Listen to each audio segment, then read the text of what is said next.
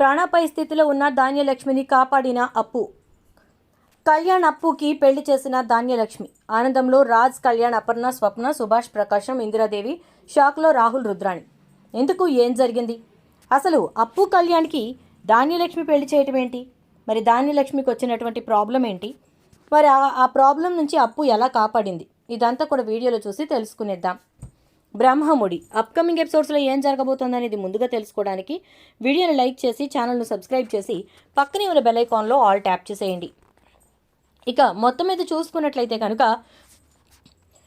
కళ్యాణ్ అయితే తన ప్రేమ విషయం మొత్తం కూడా తన కవితలో రాసుకున్నాడు. ఇక కావ్య, రాజ్ ఇద్దరు ఇంటికి వస్తారని చెప్పి రాత్రంతా ఎదురు చూసిన ఇందిరాదేవి, అపర్ణ ఇద్దరికీ కూడా నిరాశ ఎదురైంది. అర్ధరాత్రి దాటిన తర్వాత కళ్యాణ్ తన గదిలో ఉన్నటువంటి ఆ కవితను నలిపి కింద పడేస్తాడు. అప్పుడే వచ్చిన రాజ్కి ఆ కవిత దొరకడం, అది మొత్తం చదివి అప్పు మీద నువ్వు ఇంత ప్రేమను పెంచుకున్నావా మనసులో అని చెప్పని అనుకుంటూ ఇక వెంటనే ఆ కవితని జాగ్రత్తగా భద్రపరుచుకుంటాడు. నీలో ఉన్న ప్రేమను బయటకు తీసుకురావడం మాత్రమే కాదు, నీలో ఉన్న ప్రేమతో పాటు నీ ప్రేమని గెలిపించడానికి కూడా నేనే బాధ్యత తీసుకుంటున్నాను అని చెప్పి రాజ్ అంటాడు ఆ టైంలో. ఇక అలా అన్న తర్వాత ఇక ఒక రోజున ధాన్యలక్ష్మికి అనామిక ఫోన్ చేస్తుంది. చూడండి ఆంటీ, ఒక్కసారి నేను నీతో మాట్లాడాలి అని చెప్పని అంటుంది. నీతో నాకు మాటలేంటి? ఇప్పటి వరకు చేసింది చాలదా ఏంటి? నా కొడుకు జీవితాన్ని నాశనం చేసి పెట్టావు, ఇంకేం చేద్దామని అని అంటుంది. ఆంటీ, మీరు నన్ను అపార్థం చేసుకుంటున్నారు. అలా అపార్థం చేసుకోకండి. ఎందుకంటే ఎట్టి పరిస్థితుల్లోనూ మీరు ఆలోచించాల్సింది ఒక్క విషయం గురించే. నేను ఎంతసేపు అప్పు అప్పు అని గొడవ పెట్టింది దేనికి? మీ అబ్బాయి అప్పు దగ్గరికి వెళ్ళాలి అని చెప్పి, అప్పుతో ఉండాలి అని చెప్పి ఎప్పటికప్పుడు అనుకుంటూ నన్ను నిర్లక్ష్యం చేశాడు కాబట్టి. అయినా అదంతా కాదులేండి ఆంటీ, నేను వేరే విషయం మీతో మాట్లాడాలి, ఒక్కసారి కలవరా అని చెప్పని అడుగుతుంది. సరేలే, ఇక ఏడిచ్చొస్తోంది, ఏముంది అని చెప్పి ధాన్యలక్ష్మి ఎవరికి చెప్పకుండా, అంటే ఎవరికన్నా చెప్తే ఊరుకోరు కదా, అందుకోసమని ఎవరికి చెప్పకుండా బయలుదేరుతుంది. అలా బయలుదేరిన తర్వాత ఎక్కడికైతే రమ్మని చెప్పిందో అనామిక, అక్కడికి వెళ్ళేసరికి చాలా ఫాస్ట్గా ఒక కారు వచ్చి యాక్సిడెంట్ చేసి వెళ్ళిపోతుంది ధాన్యలక్ష్మికి. ఒక్కసారిగా ధాన్యలక్ష్మి తలకి దెబ్బ తగలడంతో రోడ్డు మీద పడిపోతుంది. అనామిక దూరం నుంచి చూస్తూ, నా కక్ష తీరింది, నువ్వు నా పక్కనుండమని చెప్పి నేను ఎంతలా చెప్పాను నీకు, విన్నావా? వినలేదు. కొడుకు పక్షాన్ని చేరిపోయావు. నా పక్షాన ఉండి నన్ను కళ్యాణ్ని కలిపుంటే ఈరోజు నీకు ఈ దుస్థితి వచ్చిండేది కాదుగా అని చెప్పి అనుకుంటూ అనామిక అక్కడి నుంచి వెళ్ళిపోతుంది. అనామికకి ఫోన్ చేద్దాము, కలవమంది కదా అని చెప్పి ధాన్యలక్ష్మి ఫోన్ తీసేలోపు స్పృహ తప్పి పడిపోతుంది. ఇక కళ్ళు తెరిచి చూసేసరికి అక్కడ ధాన్యలక్ష్మి హాస్పిటల్లో పడుకుని ఉంటుంది. చుట్టూ చూస్తుంది. ఇక బయటేమో కళ్యాణ్, అంటే పక్కన టేబుల్ మీద ప్రకాశం, కళ్యాణ్, రాజ్, కావ్య కూర్చుని ఉంటారు. ఏం జరిగిందో అర్థం కాక ఆలోచిస్తూ ఉంటుంది ఇక ధాన్యలక్ష్మి. ఇంతకు ఎక్కడున్నాను, ఇదేంటి హాస్పిటల్లో ఎందుకున్నాను అంటూ ఉంటుంది. ఎందుకా? నువ్వు వెళ్ళి కార్ యాక్సిడెంట్ చేసుకున్నావు కదవే, అందుకు అంటాడు ప్రకాశం. నన్ను ఏదో కారు వచ్చి చాలా స్పీడ్గా యాక్సిడెంట్ చేసి వెళ్ళిపోయిందండి, ఆ తర్వాత నాకేం తెలీదు అంటుంది. ఎలా తెలుస్తుంది? ఇప్పటికే నువ్వు అలా కోమాలోకి వెళ్ళిపోయి 3 రోజులైంది, ఇప్పుడు వచ్చారు తమరు బయటికి అంటాడు ప్రకాశం. కోమాలోకా? అదేంటండి అంటూ తల పట్టుకుని చూసి, అమ్మో ఇంత దెబ్బ తగిలిందేంటి అంటూ ఉంటుంది ధాన్యలక్ష్మి. నువ్వు ఎంత తెలివి తక్కువ దానివో ఇప్పుడు అర్థమైంది. నీ ఫోన్ చూస్తే తెలిసింది, ఆ అనామిక నీకు యాక్సిడెంట్ చేయటం కోసమే నిన్ను అక్కడికి రమ్మంది అని చెప్పి అనగానే, ఏం మాట్లాడుతున్నారండి, నాకు యాక్సిడెంట్ చేయటం కోసం రమ్మండం ఏంటి అని అంటే, నీకు ఆ యాక్సిడెంట్ చేయించింది అనామికే. అప్పటి వరకు అక్కడే నుంచుని తీరాఖరికి నీకు యాక్సిడెంట్ అయిన తర్వాత అక్కడి నుంచి వెళ్ళిపోయింది, సీసీ కెమెరాల్లో చూసి తెలుసుకున్నాం అనగానే, అవునా, దుర్మార్గురాలు అంటూ ధాన్యలక్ష్మి అనేసరికి, అది దుర్మార్గురాలని తెలిసి కూడా నువ్వు ఎందుకు వెళ్ళావు ధాన్యం? నీకు తెలుసుగా అది ఎలాంటిదో, మరి అది ఎందుకు వెళ్ళినట్టు మాకెవరికి చెప్పకుండా ఇంకా దాంతో రహస్య మంతనాలు జరుపుతున్నావా అంటే, మీ ఆవిడ మారదు నాన్న, దాన్ని నమ్మినట్టుగా ఒక్కింత కూడా నన్ను నమ్మదు కదా అని అంటాడు కళ్యాణ్. అయితే ఇక వెంటనే, సరే అయితే అది నమ్ముతుందో లేదో పక్కన పెట్టేశాయి, నిజంగా అప్పు లేకపోతే ఈరోజు ధాన్యం ఉండుండేదా అంటాడు. అప్పు ఏంటి, అప్పు ఏం చేసింది అని చెప్పి అంటుంది ధాన్యలక్ష్మి. ఏం చేసిందా, నువ్వు అక్కడ యాక్సిడెంట్ అయి పడిపోయి ఉంటే చుట్టుపక్కల వాళ్ళు నిన్ను చూస్తూ వెళ్ళిపోతున్నారట. ఎందుకంటే నువ్వు అమ్మ అయ్యా అని కూడా అనకుండా స్పృహ తప్పి పడిపోయేసరికి చచ్చిపోయావేమో అనుకున్నారు. అప్పుడు అప్పు అటుగా ఎవరో రమ్మంటే వెళుతూ సడన్గా నిన్ను చూసి ఆగి వాళ్ళతోటి నేను రావట్లేదు అని చెప్పిందట. నీ ఉద్యోగం అమ్మాయి, నువ్వు ఎంతో ఇష్టపడ్డ పోలీస్ ఉద్యోగానికి సంబంధించి నీకు వచ్చిన ఆఖరి అవకాశం ఇది. మరి దాన్ని వదులుకుంటావా అంటే పర్వాలేదు, ఇక్కడ మా అత్తయ్య ప్రాణాపాయ స్థితిలో ఉంది అని చెప్పి వాళ్లకు చెప్పేసి గబగబా నిన్ను ఆటోలో తీసుకుని హాస్పిటల్కి తీసుకొచ్చి జాయిన్ చేసింది. ఇంకొక విషయం తెలుసా, నీకు చాలా రక్తం పోతే ఆ పిల్లే 2 బాటిల్స్ రక్తం ఇచ్చి నిన్ను కాపాడింది అనగానే ఒక్కసారిగా ధాన్యలక్ష్మి షాక్ అయిపోతుంది. ఏం మాట్లాడుతున్నారండి, నిజమేనా మీరు చెప్తోంది అని చెప్పని అంటే నిజమే, నిజం కాక అబద్ధం చెప్పాల్సిన పని నాకేంటి అని ప్రకాశం అంటూ ఉండగానే తనకి కూడా డీహైడ్రేషన్ అయిపోయింది, మనిషి బాగా వీక్ అయిపోయింది. పక్క గదిలో తనకి సెలైన్ పెట్టారు, చూడు వెళ్ళి కావాలంటే అని అంటాడు ప్రకాశం. అయితే ఇక ఆ మాటలతోటి ఒక్కసారిగా ధాన్యలక్ష్మి బాధపడుతూ, అవునా, అప్పు నా కోసం ఆ ఉద్యోగం కూడా వదిలేసుకుందా, ఇప్పుడు ఆరోగ్యం మీదకు తెచ్చుకుందా, నేను వెళ్ళి చూస్తాను అంటే నీకే నీరసంగా ఉంది, కూర్చోమ్మా, ఎక్కడికి పోదు కానీ పక్క గదిలోనే ఉంది అని అంటాడు ఇక కళ్యాణ్. వెంటనే ధాన్యలక్ష్మి అలా నిద్దట్లోకి జారుకుంటుంది. కాసేపటికి రాజ్ కావ్య ఇద్దరు కూడా అప్పు దగ్గరికి వస్తారు. అప్పు మేల్కొని అలా చూస్తూ ఉంటుంది, ఆలోచిస్తూ ఉంటుంది. ఇప్పుడు పోలీస్ ఉద్యోగం కూడా రాదు, ఇంకా ఎట్టి పరిస్థితుల్లో నా జీవితానికి పోలీస్ అవ్వాలనే కల నెరవేరదు, ఇక ఇంతే నా జీవితం. మా అమ్మ నాన్నకి నేను ఇచ్చిన మాట నిలబెట్టుకోలేకపోయాను, కనీసం పెళ్ళైనా వాళ్ళ ఇష్ట ప్రకారం చేసుకొని వాళ్ళకు ఆ సంతోషాన్నైనా మిగల్చాలి అనుకుని ఆలోచిస్తూ ఉంటుంది. అప్పుడే రాజ్ కావ్య వస్తారు. అప్పు ఎలా ఉంది అంటుంది కావ్య. బాగానే ఉన్నానక్క అని అప్పు అనేసరికి, సరే మరి ఇప్పుడే ధాన్యలక్ష్మి అత్తయ్యకి స్పృహ వచ్చింది, చెప్పావు నీ గురించి మొత్తం. ఆవిడైతే నిజంగా అప్పు నా కోసం ఉద్యోగం కూడా పోగొట్టుకుందా అని చెప్పి బాధపడుతోంది అంటే, ఎందుకక్క అలా, నాకు జాలి పడితే నచ్చదు తెలుసు కదా, ఆ టైంకి హెల్ప్ చేయాలి, చెయ్యకపోతే అక్కడ ఇబ్బంది, చేసేసాను అంతే, ప్రాణం పోతుంది అనే దానికంటే ఉద్యోగమేమీ ఎక్కువ కాదు కదక్క. పోన్లే, అమ్మాళ్ళకి మాట ఇచ్చినట్టు పోలీసును కాలేకపోయానేమో, వాళ్ళ ఇష్ట ప్రకారమే వాళ్ళు చూపించిన సంబంధం చేసుకుని వాళ్ళని ఆ పరంగానైనా సంతోషపెడతాను అని అంటుంది. అప్పు నేను ఒక మాట చెప్తాను వింటావా అంటాడు ఇక రాజ్. అయితే ఏంటో చెప్పు బావా అని అనగానే, ఏం లేదు అంటే నేను అంటుంది ఏంటంటే, నువ్వు ఒకసారి ఆలోచించి చూడు, ఇప్పుడు వేరే పెళ్లి చేసుకోవటం అంత అవసరం అంటావా అని చెప్పని అంటూ, పెళ్లి విషయంగా నువ్వు తొందరపడి నిర్ణయాలు తీసుకోకు అని అంటాడు. అదేంటి బావా అలా అంటావు, అలా తీసుకోకుండా ఉంటే ఎలా చెప్పు, నువ్వే ఆలోచించి చూడు, ఇప్పుడు మా అమ్మ వాళ్ళు కనీసం ఈ పెళ్లి విషయంలోనైనా సంతోషించాలి కదా, ఎట్టి పరిస్థితుల్లోనూ పెళ్లి విషయంలోనైనా వాళ్ళ అన్నది నేను చెయ్యాలి కదా అని అంటూ ఉంటుంది అప్పు. నువ్వు విను, వాళ్ళ మాట ప్రకారమే చేసుకో, కానీ అలా అని చెప్పి ఎవరిని పడితే వాళ్ళని చేసుకోకూడదు కదా అంటాడు రాజ్. ఏం బావా, నువ్వేమైనా సంబంధం చూసావా ఏంటి అంటుంది అప్పు. ఒక సంబంధం చూశాను అయితే అంటూ ఉంటాడు. ఏంటో చెప్పు బావా అంటే, ఈలోపు కావ్య ఏంటండి ఏంటో చెప్పండి అని చెప్పి అడుగుతుంది. అదే కావ్య, కళ్యాణ్కి అప్పుకి పెళ్లి చేస్తే ఎలా ఉంటుందా అని ఆలోచిస్తున్నాను అంటే, ఇంకా నయ్యం, ధాన్యలక్ష్మి అత్తయ్య విందంటే మామూలుగా ఉండదు పరిస్థితి, మనకి ఎందుకు వచ్చిందండి, ఇలా ప్రశాంతంగా ఉన్నాం, ఇలా ఉంటే సరిపోతుంది, మనకి గొడవలన్నీ వద్దు, ఊరుకోండి అని అంటుంది ఇక కావ్య. చూడు కావ్య, ఎప్పుడు పరిస్థితులు ఒకలా ఉండవు, మనుషులు ఒకలా ఉండరు, ఏమో మా పిన్ని మనసు మారొచ్చేమో, అనామిక మీద ఎలాగూ మనసు విరిగిపోయింది, ఇప్పుడు కళ్యాణ్ ఇష్టపడుతున్నా అప్పుని పెళ్లి చేయటానికి అనగానే, కళ్యాణ్ ఇష్టపడటమేంటి, అదేంటి మీరెలా చెప్తున్నారా మాట, కళ్యాణ్ ఇష్టపడుంటే ఆ రోజు పెళ్లిలోనే చేసేసుకునేవాడు కదా అంటుంది కావ్య. అప్పుడు ఇష్టం కలిగి ఉండకపోవచ్చు, ఇప్పుడు వాడి మనసులో ఇష్టమనేది కలిగి ఉండొచ్చు, అది బయటకు చెప్పడానికి భయపడుతూ ఉండొచ్చు కదా అని అనగానే ఈలోపు కళ్యాణ్ అక్కడికి వస్తాడు. అప్పు లేచావా, ఎలా ఉంది, జ్యూస్ తీసుకొచ్చాను లేగు, నేనే లేపి జ్యూస్ ఇద్దామని చెప్పి వచ్చాను, ఈలోపు నువ్వే లేచున్నావు కదా, సరే ఇదిగో తాగప్పు, లెగ్స్ కూర్చో అని చెప్పి కూర్చోపెట్టి జ్యూస్ పట్టిస్తాడు. నేను తాగుతారా బై అని చెప్పని అంటుంటే, ఏ అప్పు నువ్వు ఈ బై అనే మాట మానేసాయి అని అంటాడు రాజ్. అయితే ఏం బావా ఫస్ట్ నుంచి మీ పెళ్ళికి ముందు నుంచే మాకు ఇది అలవాటు కదా అని అంటూ ఉంటే, అప్పుడు అలవాటు అయితే అయ్యిందేమో, ఇప్పుడు బై అనే మాట మానే ఆ కళ్యాణ్ అని పిలు అని చెప్పని అంటాడు. ఏమండి, మీకు ఏదైనా విషయం చెప్పటం అస్సలు రాదు, మీరెందుకు ఈ విషయాల్లో తలదూర్చుతారు?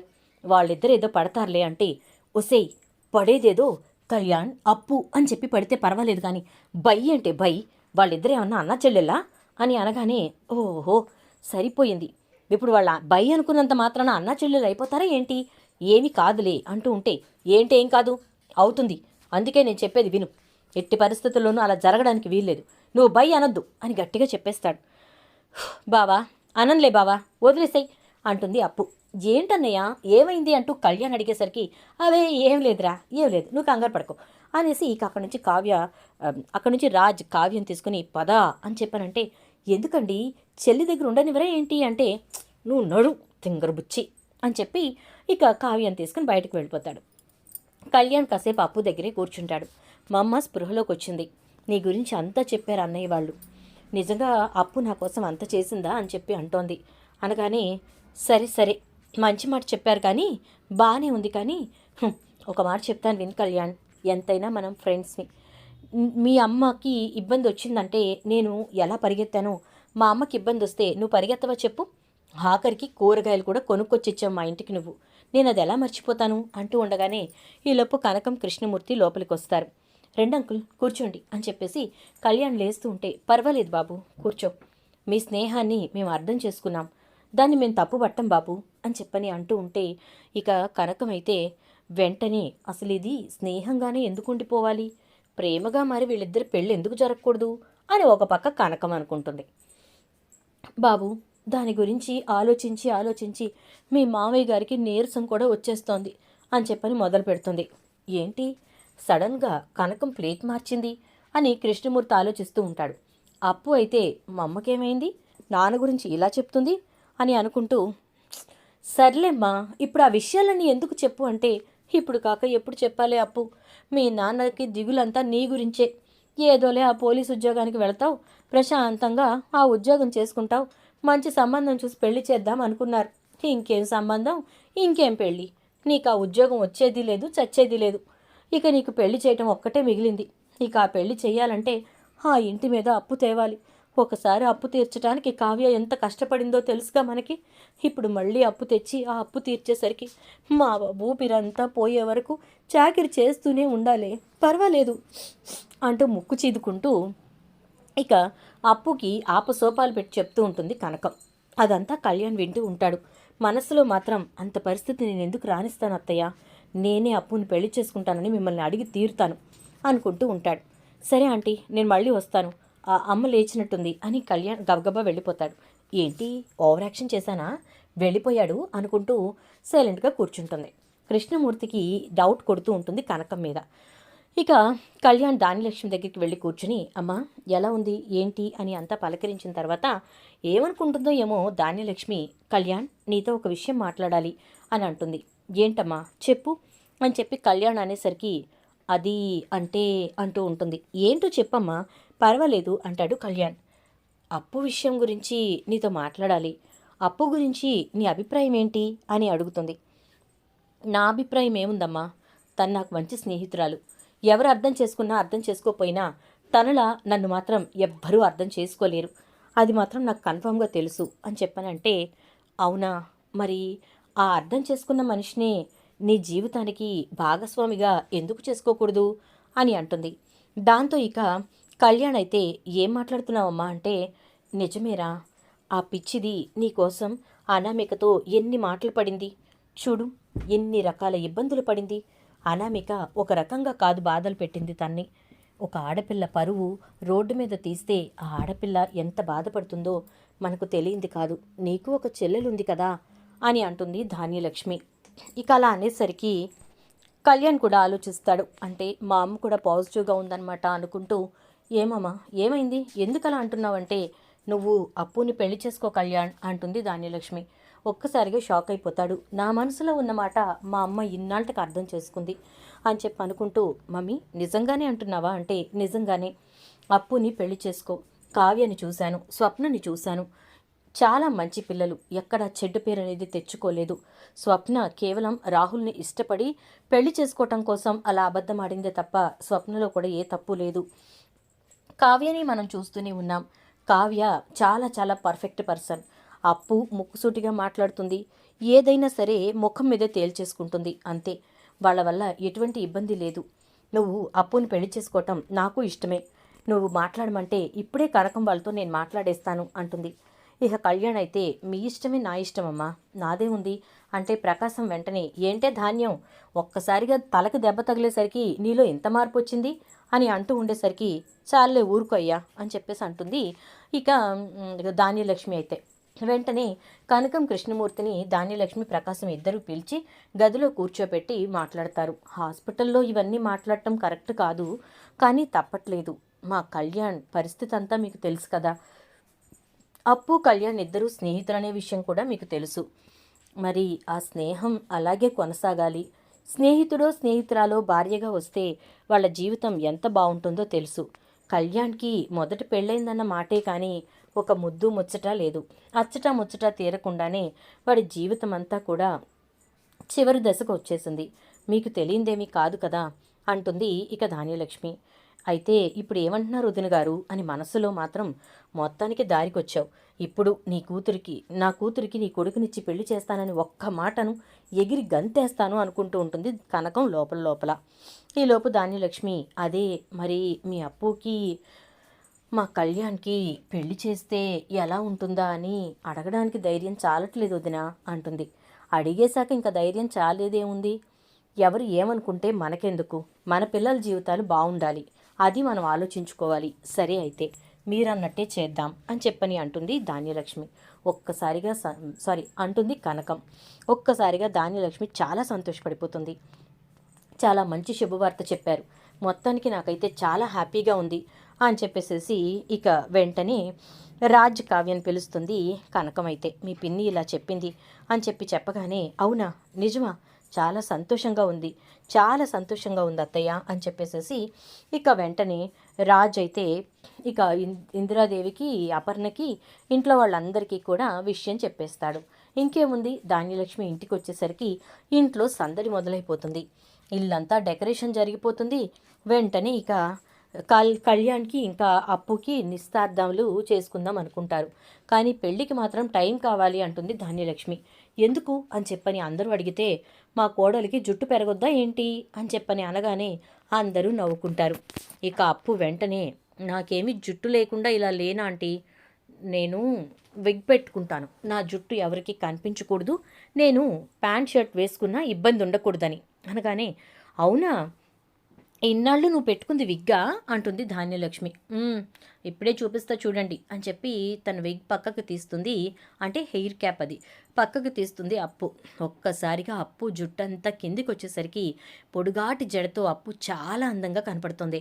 ఒక్కసారిగా ధాన్యలక్ష్మి ఇంకా ముహూర్తాలకి టైం ఏం అవసరం లేదు, వెంటనే పెట్టేసుకోవచ్చు, అత్తయ్య గారు పంతులు గారిని పిలిపించేయండి, ఇక పెళ్లి ముహూర్తాలు కూడా పెట్టించేద్దాం అని చెప్పని అంటే సరే అయితే. అయినా ధాన్యలక్ష్మికి కళ్యాణం వచ్చినా కక్కొచ్చినా ఆగదన్నట్టు కంగారు అయిపోతూ ఉంటుంది, కంగారు పెట్టేస్తూ ఉంటుంది.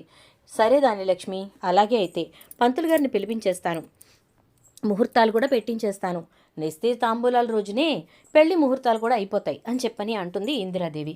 ఇక వెంటనే పంతులు గారికి ఫోన్ చేయటం, పంతులు గారు రావడంతో ఇక ముహూర్తాలు పెట్టించేయటం, ఆ ముహూర్తం కూడా వారం రోజుల్లోనే అనడంతో అందరూ హడావిడైపోతారు.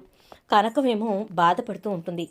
ఏంటత్తయ్య ఎందుకు బాధపడుతున్నారు అని రాజు అడిగేసరికి ఆడపిల్లని పంపుకోవటానికి కనీసం నా దగ్గర ఇంత బంగారం కూడా లేకుండా పోయింది, అందుకోసమే బాధపడుతున్నాను బాబు అంటే అత్తయ్య బంగారం లాంటి ఆడపిల్లని మా ఇంటికి పంపుతున్నారు అంటూ ఉంటే ముందిద్దరిని అలాగే పంపేశాను బాబు, దీన్నైనా కాస్త బాగా పంపుకోవాలి కదా, అందుకే ఇంటి మీద ఒక 5 లక్షలు అప్పు చేద్దాం అనుకుంటున్నాను అంటే మీరు కాగితాలు తీసుకెళ్ళి ఎవరి దగ్గర పెట్టకండి, ఆ 5 లక్షల అప్పు నేను ఇస్తాను, అప్పుగానే తీసుకుని నాకు తీర్చండి అంటాడు రాజు. అయితే సరే అయితే అంటుంది కనకం.